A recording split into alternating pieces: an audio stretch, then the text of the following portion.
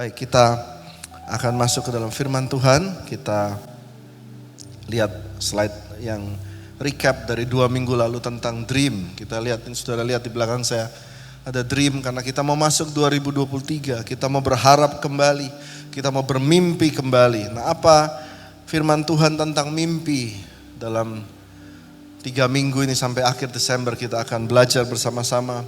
Kita lihat 2 minggu yang lalu kita belajar, semua dimulai dari mimpi. Abraham bermimpi, dia lihat bintang di langit waktu tidak punya anak. Dan Tuhan berkata, anak-anakmu seperti bintang di langit. Tapi lihat lagi gak punya anak. Dia lihat lagi ke atas, bintang di langit anak-anakku.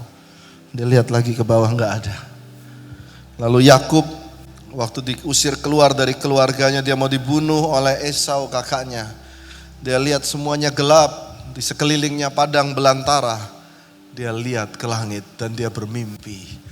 Ada malaikat turun naik dari surga di tempat dia tidur menyertai dia. Apa yang orang paling butuhkan di saat orang kesepian? Penyertaan Tuhan. Dan Yakub bermimpi itu, dia lihat ke atas.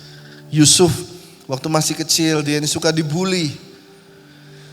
Dan dia lihat ke atas, satu hari bulan, matahari, bintang sujud menyembah kepada dia.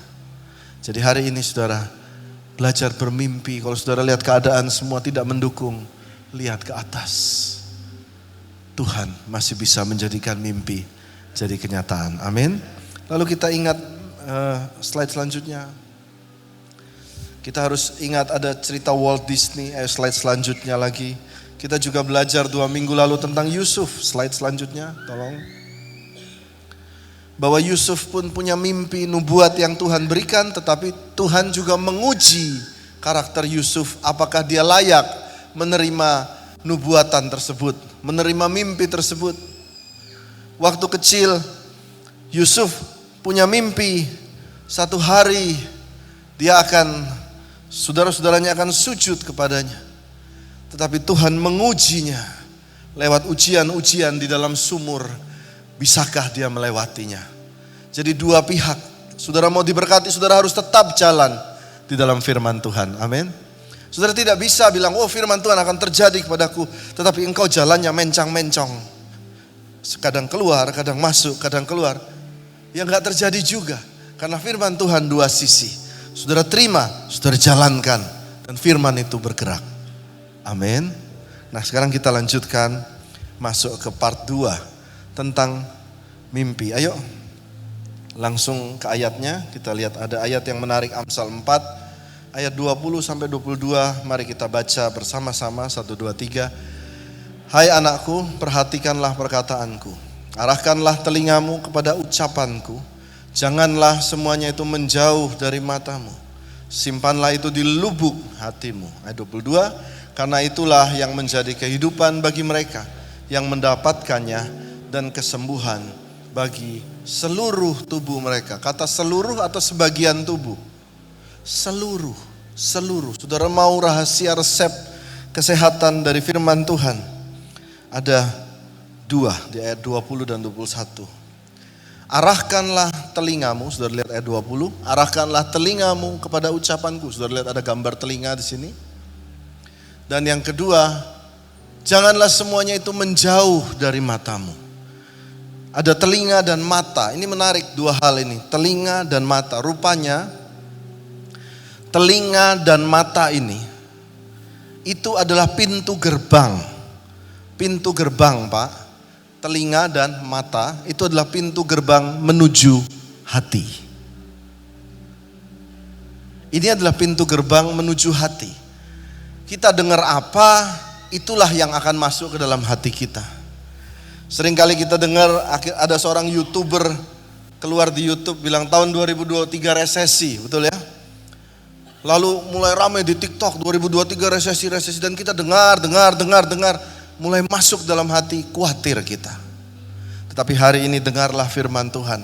Telinga saudara dengar, 2023 anak Tuhan diberkati Tuhan. Anak Tuhan, dengar baik-baik. Kalau kemarin Pak Jokowi bilang, jangan sampai, saya rubah hari ini. Saya berkata, dengar baik-baik anak Tuhan. tetap dipelihara Tuhan. Coba katakan tetap diberkati. Tetap dipelihara Tuhan. Katakan itulah saya. Berikan tepuk tangan buat Tuhan Yesus. Dengar apa yang telinga. Tadi pagi saya katakan ada seorang anak muda namanya Clement. Dia adalah anak yang berkebutuhan khusus. Ya, dia main keyboard di youth ya. Papanya suka datang ke sini. Ayo Pak, anak saya boleh. 2 minggu yang lalu dia main keyboard sini Jeff. Waktu kecil papanya mendengar wah ini anak kebutuhan ABK ya namanya ya sekarang. Atau ada autism. Wah ini anak ini akan susah, anak ini dan sebagainya. Dia terus dengar. Tapi dia pergi ke gereja, seorang hamba Tuhan berkata, hamba Tuhannya sudah almarhum ya. Anak ini nanti akan melayani Tuhan. Anak ini akan memuji Tuhan. Anak ini akan menjadi imam musik Tuhan. Dia dengar sekali, dia datang lagi. Minggu depannya pendetanya berkata, mendengarkan telinganya ditaruh, anak ini nanti akan melayani Tuhan. Hari ini betul dia kadang-kadang main musik di gereja kita. Main musik di youth. Dan semua, wow kok bisa ya? Kok bisa? Karena dia tetap mendengar dan hatinya tetap terjaga. Jadi saudara, kalau saudara ada yang bilang, wah nanti akan susah. Mari kita katakan, aku tetap diberkati. Aku tetap dipelihara Tuhan. Amin. Nah yang menarik kedua adalah, janganlah semuanya itu menjauh dari matamu.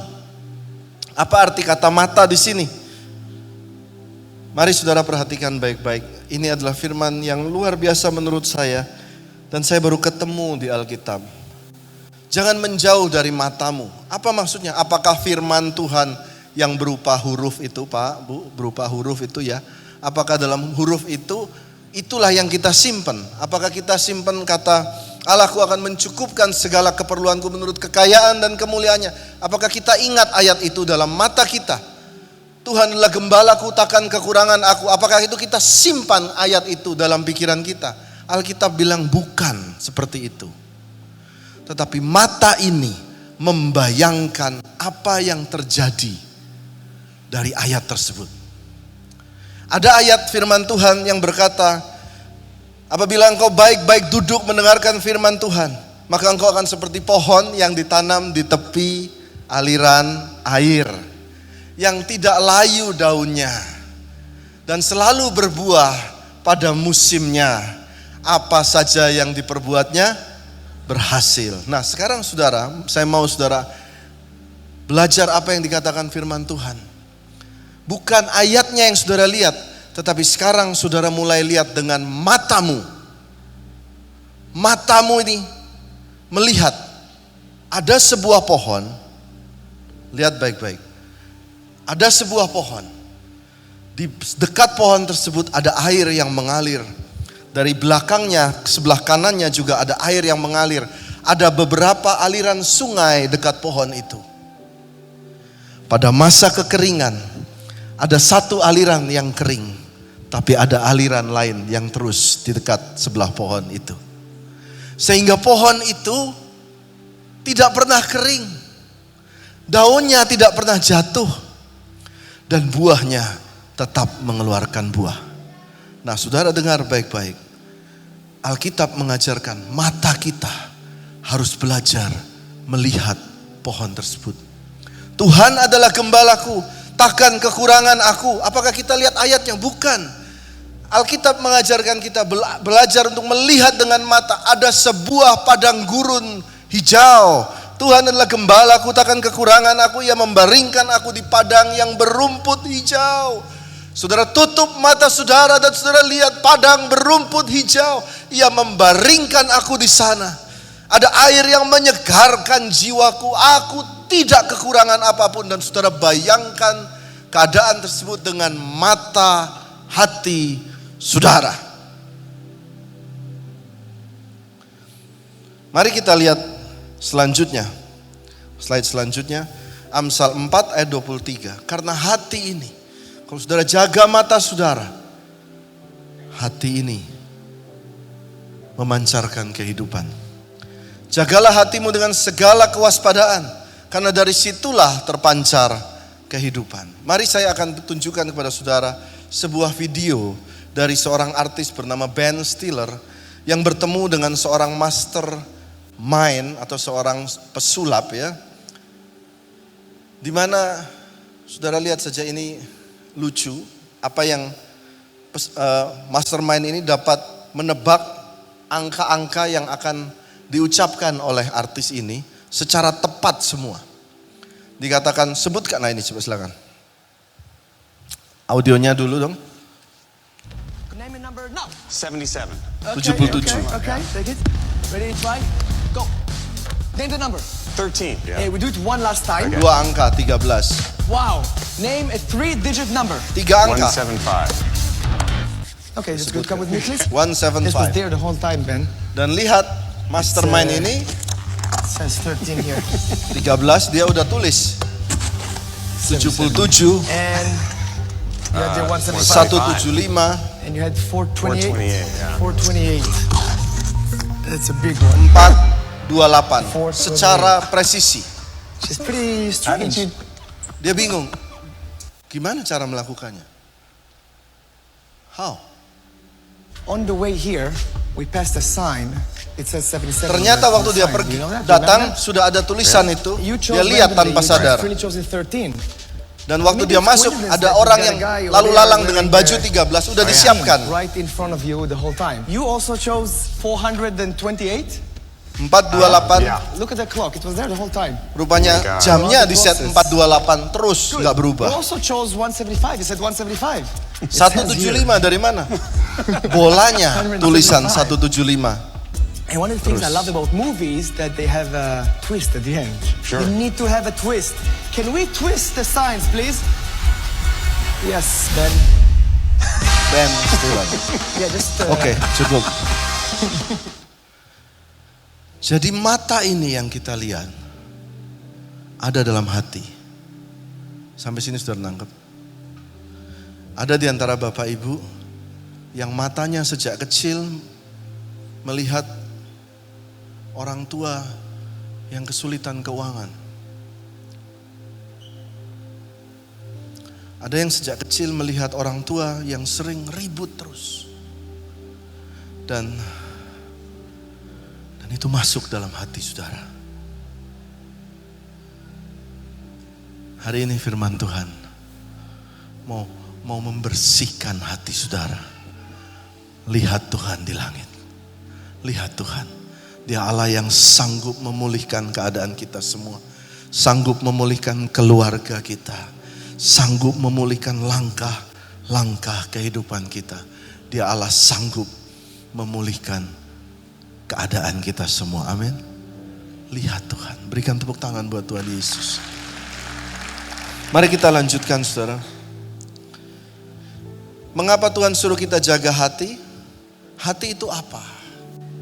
Mari kita lihat Kejadian 6 ayat 5. Ketika dilihat Tuhan bahwa kejahatan manusia besar di bumi dan bahwa segala kecenderungan hatinya selalu membuahkan kejahatan semata-mata, maka Tuhan menghukum akan orang-orang di zaman Nuh. Yang menarik di sini dalam bahasa Inggris kata kecenderungan hati. And God saw the wickedness of man, sudah lihat di bawahnya, great on the earth, and that every imagination of the thoughts of his heart, dan setiap imajinasi dari hatinya. Rupanya yang membuat imajinasi ini hati kita. Hati yang membuat imajinasi gambar-gambar ini akan kehidupan kita ternyata dari hati kita. Kata imajinasi ini dalam bahasa Ibrani-nya adalah yeser. Coba katakan bersama saya, yeser. Jadi ada gambar dalam hati saudara. Mungkin karena itu masa kecil saudara, mungkin karena keadaan kehidupan, itu gambar muncul ada dalam hati saudara. Karena mata saudara tidak dijaga, saudara masuk itu ke dalam hati saudara. Jadi bagaimana supaya kita punya mimpi di dalam Tuhan bisa terjadi? Jaga mata kita. Lihat terus yang Tuhan mau. Katakan amin. Kita lihat selanjutnya Efesus 1 ayat 17 sampai 18. Di sini lebih dalam lagi dalam kitab Perjanjian Baru dituliskan lebih dalam. Efesus 1 ayat 17, dan meminta kepada Allah Tuhan kita Yesus Kristus, yaitu Bapa yang mulia, untuk memberikan kepadamu roh hikmat dan wahyu. Siapa yang mau roh hikmat dan wahyu diberikan? The spirit of wisdom and revelation. Wisdom and revelation. Hikmat. Saudara, kalau dalam kesusahan, saudara perlu hikmat untuk keluar dari masalah. Lalu ayat 18, dan bagaimana supaya saudara punya hikmat dan wahyu dari Tuhan? Hanya satu caranya, supaya ia menjadikan mata hatimu terang. Mata hatimu terang. Mata hatimu terang. Apa yang dibuat oleh hatimu? Gambar-gambar, imajinasimu supaya terang. Dikatakan ternyata hati itu punya mata loh. Mata bukan cuma di sini, saudara. Mata itu ada di hati. Hatimu melihat. Coba saya panggil istri saya. Nah, yuk sini. Hati melihat. Kenapa saya mau lihat, mau tunjukkan pada saudara istri saya. Sombong. Supaya saudara lihat semua yang berkeluarga. Anda semua harus bertahan dalam pernikahan. Anda harus setia dalam pernikahan. Katakan amin. Lihat. Lihat. Udah berapa tahun? 16 tahun bertahan. Loh, Pak Tambu Bolon 50 tahun. Sudah 50 Pak. Berapa Pak Tambu Bolon? 40 tahun. Kenapa saya ngomong begini? Supaya saudara semua lihat dengan mata hati saudara. Nikah sampai maut memisahkan. Berikan tepuk tangan buat Tuhan Yesus. Lihat dengan mata hati. Udah Bu, mau nyanyi Bu? Mari kita lihat Kejadian 2 ayat 7. Mari kita, ini menarik sekali, Kejadian 2 ayat 7 tentang Tuhan membentuk manusia. Ketika itulah Tuhan Allah membentuk manusia itu dari debu tanah, menghembuskan nafas hidup ke dalam hidungnya, demikianlah manusia itu menjadi makhluk yang hidup. Ternyata kata imajinasi, yeser tadi, hatinya berimajinasi, ada dalam citranya Tuhan. Dikatakan ketika Tuhan Allah membentuk manusia, Pak, Tuhan Allah membentuk manusia, waktu Tuhan Allah membentuk ibu, bapak semua, itu dia pakai kata yatsar, yang akar katanya dari yeser itu sama. Tuhan itu berimajinasi membentuk manusia. Kata imajinasi itu dikatakan seperti sebuah mainan lilin yang saudara bentuk dari sebuah kotak, sebuah bulatan lilin, dan saudara mulai bentuk kakinya, tangannya, kepalanya, itu yeser. Kata yatsar, membentuk, itu artinya imajinasi. Hanya bedanya Tuhan dan manusia, Tuhan itu kalau dia berimajinasi langsung jadi. Tapi manusia perlu waktu untuk itu jadi. It takes time. Nah sekarang apa yang kita lihat, apa yang kita dengar, apa yang kita bentuk hari ini terjadi dalam hidup kita adalah akibat dari apa yang kita dengar dan yang kita lihat dengan mata hati kita. Hari ini kita rubah hidup kita akan semua lebih baik. Amin. Apa selanjutnya yang Alkitab tuliskan? Alkitab mengajarkan kita semua untuk berani bermimpi. Kita lihat ayat selanjutnya. Ayo slide selanjutnya. Lihat nih saudara, ayat ini. Semoga anak-anak laki-laki kita, kata apa? Semoga. Artinya dia mulai berimajinasi. Semoga anak-anak laki kita seperti tanam-tanaman yang tumbuh menjadi besar pada waktu mudanya. Ya kan Ibu Marta, Pak Daniel, anak-anak waktu muda itu dia makan, gak makan, tumbuh gak Bu? Tumbuh sendiri, tiba-tiba jadi gede. Dia mau nakal, nggak nakal, tetap dia tumbuh. Anak-anak perempuan kita seperti tiang-tiang penjuru yang dipahat untuk bangunan istana. Ini yang Tuhan mau kita bayangkan. Apa yang saudara bayangkan, Tuhan suruh bayangkan keluarga. Nanti kamu punya anak-anak perempuan yang seperti tiang-tiang penjuru yang dipahat di bangunan istana. Tiang-tiang itu dulu diukir dengan buah delima, ukiran-ukiran buah delima yang indah, menopang sebuah istana. Anak-anak perempuan kita akan di istana-istana. Bayangkan itu. Katakan amin. Semoga gudang-gudang kita penuh. Lupa, ini Injil Alkitab mengajarkan kemakmuran. Saya nggak bilang kemakmuran, tapi mari kita baca ayat selanjutnya. Semoga gudang-gudang saudara semua penuh dan isinya ada beraneka ragam. Semoga kambing dombamu. Kambing domba saya rubah menjadi motor-motor ya. Mobil-mobilmu. Tulis. Yang tulis Alkitab atau saya nggak melebih-lebihkan. Semoga kambing domba kita menjadi apa? Beribu-ribu. Berlaksa-laksa. Laksa itu 10.000 kali 10.000. Jadi Raja Daud mengajarkan, bayangkanlah itu. Ini kapan dia tulis? Waktu dia susah, saudara. Waktu dia susah, dia membayangkan satu hari kita punya kambing domba ribuan, bahkan berpuluh-puluh ribu. Saya bilang Sandy tadi, singer, Sandy punya dream apa? Sandy bilang, Pak, saya pengen punya mobil Pajero, Pak. Aku bilang, bayangkan, gak apa-apa.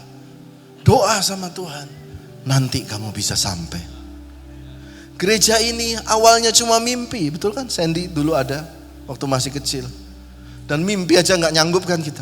Berani bermimpi saja tidak sanggup. Satu lampu aja kita.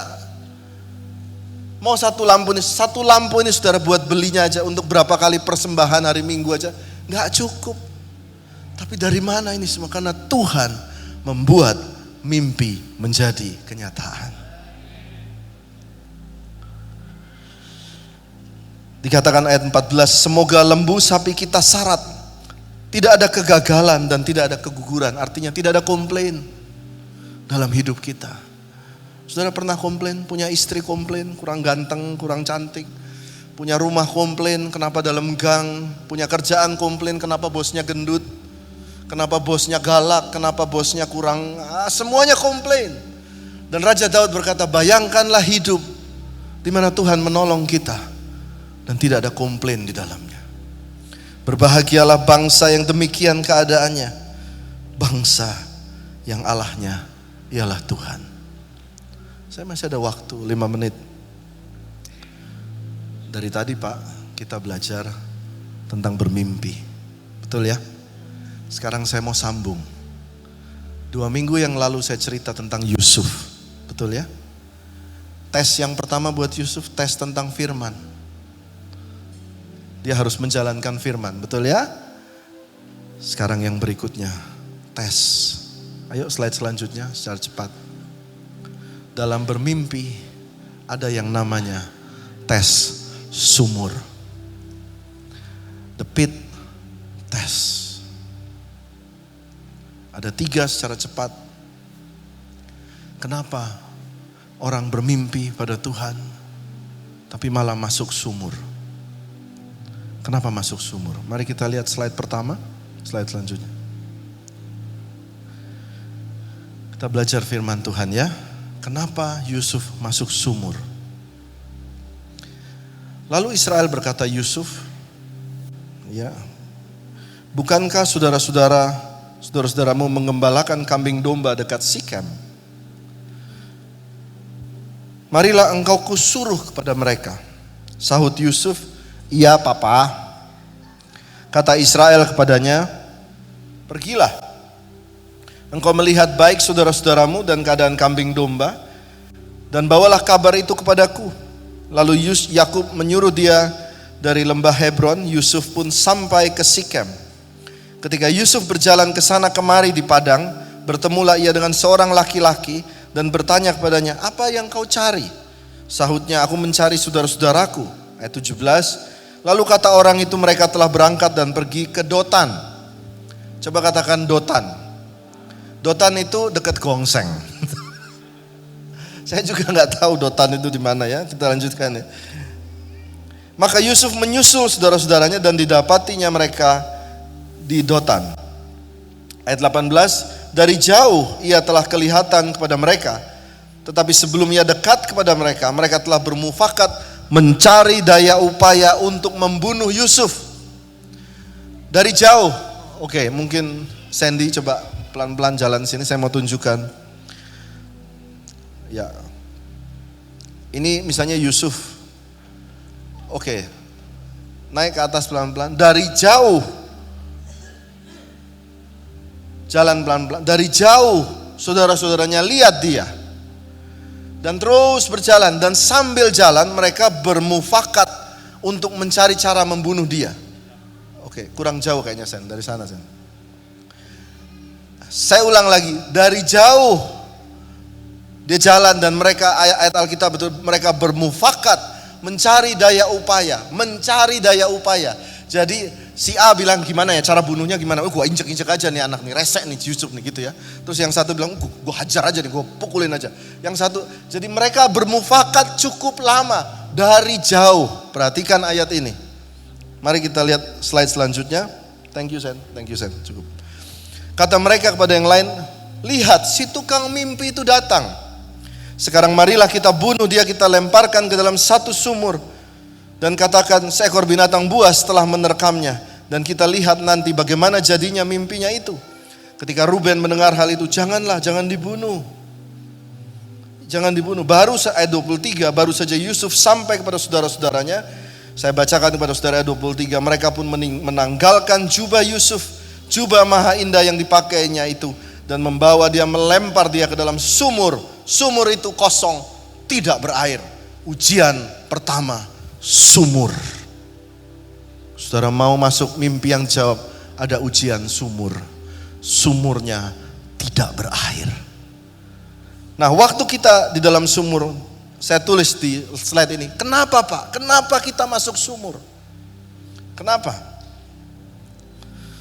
Ya, saya jelaskan di sini. Yusuf ini, saudara coba lihat, perhatikan. Lihat ya baik-baik. Saya mau tanya Pak Daniel, udah belajar ayat ini ya? Ibu Marta, semua teman-teman sudah belajar. Yusuf ini sekitar umur 17 tahun. Betul ya Pak? Kakaknya Ruben, Yehuda, Simeon, itu kalau dia 17, berarti Ruben, Simeon itu umurnya 45-an. 45, 42, 39, dan dia 17. Oke? Yang lain ngapain? Menggembalakan kambing domba. Betul ya Pak ya? Ngapain pula si Yusuf itu tidak ikut menggembalakan kambing domba? Yang pertama, ada kesombongannya Yusuf. Saudara nggak lihat kan?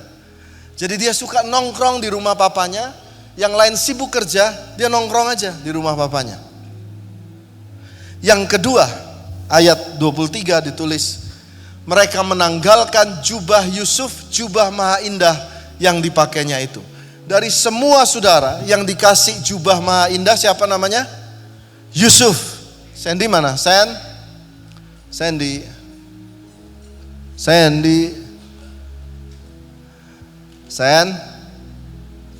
Kemana nih Sandy-nya? Nah, kesini dulu. Dari situ lagi.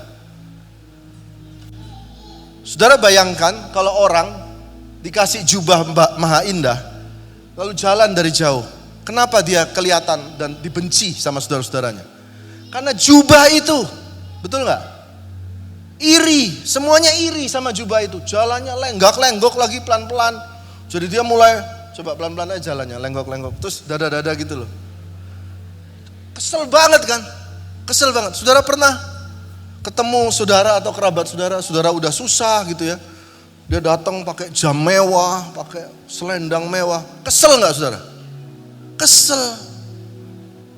Datang pelan-pelan. Jadi mereka semua kesel. Kesel banget nih gue. Nah, oke, thank you Sen. Jadi kenapa Yusuf dalam sumur dan mereka cemplungin dia ke dalam sumur? Maka yang pertama, ya saudara pasti dalam sumur berkata, ini kakakku yang salah nih. Ini mereka yang salah, mereka yang jahat. Lihat aja nanti satu hari kalian semua akan tunduk kepadaku seperti firman Tuhan.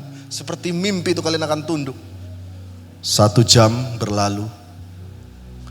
Dia mulai, lihat aja Tuhan itu tidak buta. Betul ya? Tuhan tidak buta, nanti dia akan menolong aku. 1 jam berlalu lagi. 2 jam berlalu. 3 jam berlalu. Tidak ada jawaban Tuhan. Dan di saat itu saya percaya Yusuf mulai nangis. Tuhan, aku salah. Aku sombong. Sudah lihat? Kenapa kita ada dalam sumur? Kadang-kadang karena kesalahan kita sendiri. Kenapa orang tiba-tiba bercerai dan hancur? Kadang-kadang saudara dengan mudah menyalahkan orang lain. Pertama firman Tuhan hari ini, cek juga diri kita. Amin. Amin saudara. Kita lihat selanjutnya. Yang kedua, perspektif kalau saudara ada dalam sumur. Yohanes 3 ayat 17, Allah mengutus anaknya ke dalam dunia bukan untuk menghakimi dunia, melainkan untuk menyelamatkan dia. Bahasa Inggrisnya, for God did not send his son into the world to condemn the world. Atau menghakimi atau menuduh saudara. Kalau saudara sekarang ada dalam sumur, Tuhan sedang tidak menuduh saudara. Tetapi Tuhan mau saudara yang ada dalam sumur ini diselamatkan. Ini perspektif Tuhan. Pertama saudara introspeksi diri saudara. Lalu saudara harus tahu Tuhan mau menyelamatkan saudara semua. Pak Carlos, Bu Desi, Tuhan mau. Yuk kita lihat yang kedua. Perspektif. Lihat ya. Lihat baik-baik. Selanjutnya mereka bawa jubah itu kepada Yakub. Lihat baik-baik. Mereka celup jubah itu ke dalam darah. Betul ya? Celup jubah itu ke dalam darah. Lalu dibawa pulang kasih ke bapaknya namanya Yakub. Coba katakan sama saya Yakub. Ya. Lihat baik-baik ayatnya. Kemudian mereka mengambil jubah Yusuf. Mereka ini saudara-saudara tadi. Menyembelih seekor kambing lalu mencelupkan jubah itu ke dalam darahnya. Ayat 32, jubah maha indah itu mereka suruh antarkan kepada ayah mereka dengan pesan, ini kami dapati. Silahkan periksa apakah jubah ini milik anak bapak atau tidak. Oke, saya kasih contoh. Mana si Sandy lagi? Sen? Tuh, ayolah teman-teman keluar aja yuk. Bilang aja Yesus. Ayo. Oke, Sen, sini Sen. Sandy pakai jaket ya? Oke, coba jaketnya dibuka. Nggak pakai you can see kan? Oke. Jubah ini ditulis, dicelupkan ke dalam darah, lalu dikasih kepada Yakub. Lihat baik-baik, dikasih kepada Yakub. Betul ya ayatnya? Saya mau saudara tangkap ini. Saudara-saudaranya tidak berkata kepada bapaknya loh, anakmu dimakan singa, enggak loh. Siapa yang buat persepsi itu? Ketika Yakub memeriksa jubah itu, ia berkata, ini jubah siapa? Anakku. Binatang buas telah memakannya. Jadi perspektifnya Yakub yang membuat kalau Yusuf ini dimakan binatang buas. Hari ini saya mau berkata kepada saudara, perspektif mata saudara itu lihat ke Tuhan. Katakan amin. Coba kasih saya. Oke. Mungkin ada yang berkata, Anda gagal CPNS dapat pegawai negeri. Coba lagi. Anda gagal dapat ujian masuk sekolah perguruan tinggi. Aku gagal. Dan engkau berkata, perspektif, aku jadi miskin seumur hidup. No, itu adalah kebohongan yang iblis buat saudara. Ya Yusuf tidak mati saudara. Hanya sekedar perspektif saja. Cuma mata hati saudara. He's not dead. Bahkan dia akan menjadi orang terkaya di bumi, di Mesir. Katakan amin. Waktu dunia kasih engkau perspektif, engkau gagal, engkau terima ini. Engkau mulai lihat ke atas. Tuhan, aku punya mimpi.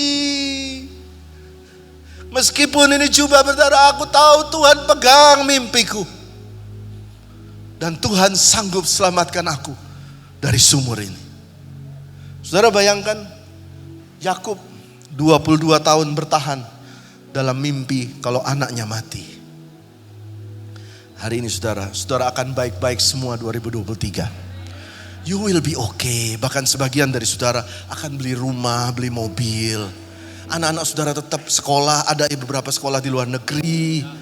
Don't worry. Berikan tepuk tangan buat Tuhan Yesus. Jangan takut, saudara yang dokter bilang kau akan mati. Hari ini saya mau kasih tahu, engkau akan hidup dan memuji Tuhan. Yang terakhir, tujuan sumur.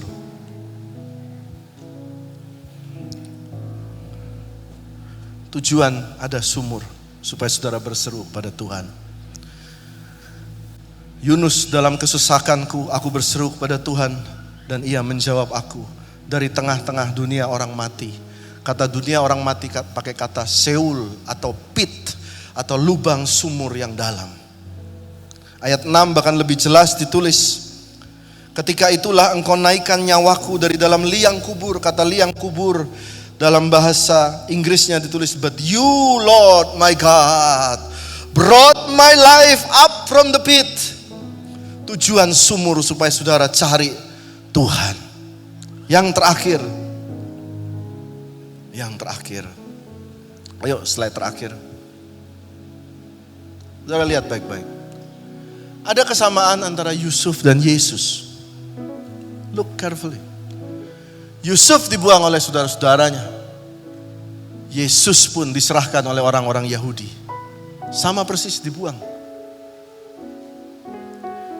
Yusuf diambil jubahnya. Dipaksa diambil jubahnya. Yesus pun jubahnya diambil dan dibagi-bagi. Betul kan? Yusuf dijual dengan 20 keping perak kepada pedagang Mesir. Dalam bahas, kalau saudara belajar teolog dia berkata 20 keping perak itu zaman Yusuf. Untuk harga seorang budak. Tidak ada harganya. Yesus dikhianati oleh Yudas dengan harga 30 keping perak. Zaman Yesus harga seorang budak sama, naik. Zaman Yusuf 20, zaman Yesus 30. Itu beda rentang berapa? 1000 tahunan, itu beda inflasi sudah, inflasi. Harga budak 30 keping perak. Jadi maksudnya apa? Kalau saudara semua punya mimpi, tapi ada saudara berkata, saya sedang ada dalam sumur Pak. Saya mau kasih tahu, saudara lihat Yesus.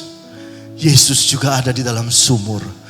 Dan dia berniat menyelamatkan saudara semua. Amin. Mari kita bangkit berdiri. Aku punya Tuhan yang besar. Pujilah Tuhan Yesus, ditinggikan di atas pujian.